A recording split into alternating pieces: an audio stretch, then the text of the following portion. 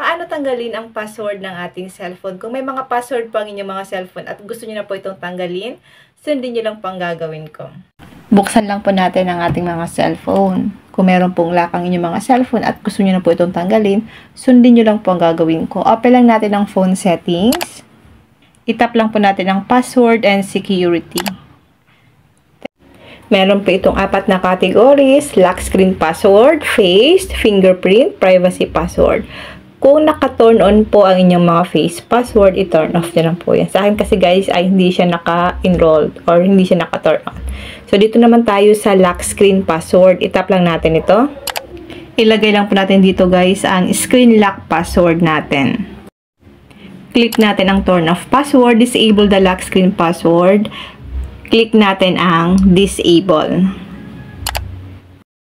Ilalagay ulit natin ang ating screen lock password dito.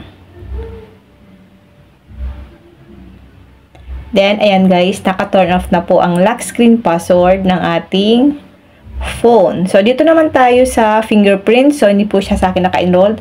Dito tayo sa privacy password. Ilagay po ulit natin ang screen lock password natin dito.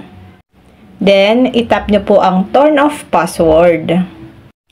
Then, automatic na po yan guys na mato-turn off ang password sa inyong mga applications. Ang privacy password kasi guys, ito yung mga hinide nating applications o kaya ito yung mga privacy password once na nag-open tayo ng isang application. So, kung ayaw nyo na po gamitin yung password, itap nyo lang po yung turn off password para maalis po yung password sa ating mga phone or sa ating mga applications na naka-install sa ating phone. Yun lang guys, sana po may natutunan kayo sa aking video.